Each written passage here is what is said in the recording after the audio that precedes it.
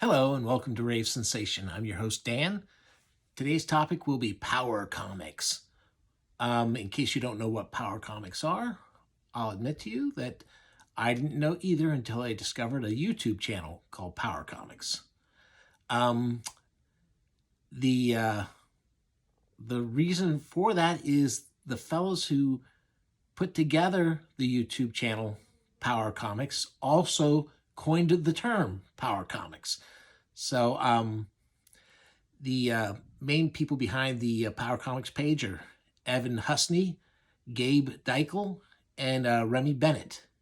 And they have a fourth person who's kind of like an unofficial member, and that is the fantastic cartoonist Benjamin Marra. And it was through looking for videos on him that I discovered the Power Comics channel. So let's get down to what a Power Comic is. Quite frankly, if you go to the Power Comic YouTube channel, they've got like a whole episode devoted to explaining what exactly a Power Comic is. For my purposes, I'm going to give you a short version of it, and that is that it was an independent comic. Most of them were published during the black and white boom period after the Teenage Mutant Ninja Turtles hit big. But it's not necessarily. The guys have discovered stuff that was published earlier, and there's some that were published a lot later after the black and white boom was over and pretty much all those guys had gone under. But and they're kind of amateurish books where the writing or the art probably would not have gotten them published by DC or Marvel or even Image Comics. That doesn't necessarily mean it's bad. As a matter of fact, there are a lot of great things to be said about Power Comics. And I'm going to be looking at the 4 comics that the Power Comics guys have helped get reissued. They, along with Floating World Comics, have put out 4 issues so far, with more planned. More about that at the end of here. And let me just talk about those 4 comics, and this will give you some idea about what they're like. Now, first, I'm going to cover the 2 that are kind of like, they seem like they could have been like an Image comic or something. You know, they strike me as Action Comics. Maybe the artists weren't quite ready for it. Maybe they were a little too over the top. Maybe the writing's a little crazy. But, you know, they're pretty regular comics. And Crowbar 9 is one of the titles. And it's a superhero comic. And they're fighting alien invaders. So you got your superhero team. And you've got a really outlandish plot. And you've got some ugly aliens that they're trying to get rid of. Look at that ugly sucker.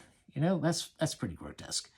So that's kind of like a regular comic, except it's a little wilder. The Power Comics guys do like to do this, where they take the pages and they do this kind of storytelling with them.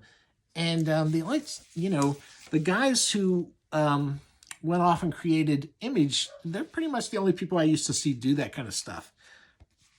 So again, there's a tie-in with those artists there. The next one, and this is published, they gathered together several issues of the Crowbar, and they've published them all together in this nice thick comic. Here, so there's Power Comics and Floating World Comics. You can see their logos there. The next one is Vendetta, Holy Vindicator. And this guy is like an anti-hero type that was popular. Guys like Wolverine and Spawn and those kind of superheroes who thought there was, you got to kill the bad guys, to get rid of them. And here's, when you see bad guys like this, you can see why they might think that way. You know, that's our hero on the cover. And there's devil worshipping cults and stuff, and kind of like Spawn and what Deadpool, I guess, is the same way. He's pretty hideous, you know, underneath his mask. His face is all messed up. So those two are, like I said, they're seem like off-kilter versions of what you see on the major labels.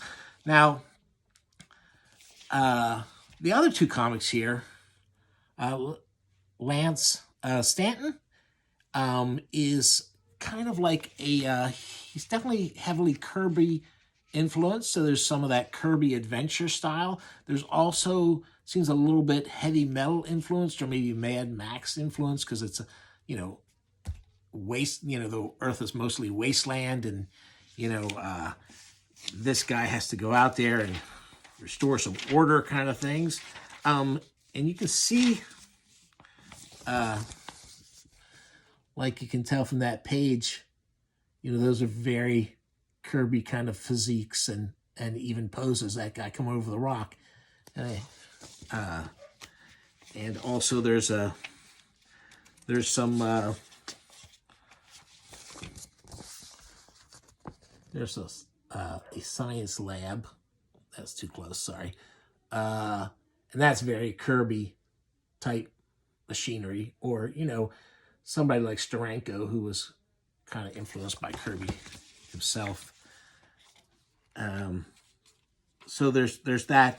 I'm going to point out that one thing that makes it very power comic is when you talk a little bit about art that's a little bit amateur, you can see that the machine they're using to explore the wastelands in is drawn a little bit funky. I don't think most comics would have said, "Oh, that looks good," but there's action and adventure and you know, the hero gets to go out there and he's a great shot, kills up a bunch of villains and fights people with. He's got a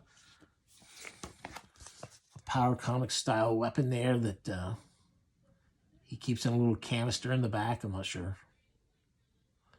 what all that has to do there. But that's Lance Stanton. That's a really fun one. I really recommend that one. But my absolute favorite is this this reprint of comics by Robert Nunn. Earthman was the title of one of his comics, and that's what they're calling this. That's about like a sci-fi type police force of what you know, the first two stories are that, and then there was this comic was published separately. It was The Torch, and that is a Christian superhero who fights people getting power from believing in Jesus. The Earthman comic is just, I mean, it's just great. It's unbelievable. Look, here's some of the art. You see that vampire attacking them. So it's got sci-fi police force type people, but they're fighting, you know, it's a very gothic, maybe Hammer or Universal horror kind of thing with vampires, and it's a little village that's suffering from these attacks. The first couple of pages, there's a flashback to what happened to one guy, and because all the science guys kind of look the same in their outfits, I got a little confused as to what was happening where. But that's power. That is part of Power Comics, and you see that village character there, and you can see the cartoony aspect of it, and just a terrific slice of comics. A lot of fun to look at. Now, the second story is also Earthman, But Nunn was in his 50s when he got this original comic published. And the guys, that was 1990, it says. And the guys tracked him down and found him. He's in his 90s. He was so happy that they came and they were interested in his comics. The second story is a new Earthman comic that he did here in his 90s. And he colored it. And these science fiction police guys go to another planet to sort out, try and end a war between two factions. And, he continues with the characters, the great characters. That's terrific stuff there. And, it's played much more for laughs than the first one. The first one is a real adventure kind of strip with the vampire stuff taken pretty seriously. This one is the wars, there's jokes and stuff like that. What I really like is the last panel of the story down here suddenly shows all these plants and animals of the planet. And they haven't been throughout the comic, but he shows them there, and then he has a page where he talks about them. He tells you all about the plants and animals that are in that final panel. And the Torch, like I said, he was looking for people to publish his comics, and at the time, Chick Tracts were doing comic-sized things, and there was Spire Publishing was doing Betty and Veronica Christian comics, using Archie characters to teach kids about. So he was able to find some people who would invest in this because it was a Christian comic. And it's pretty loopy, I gotta say.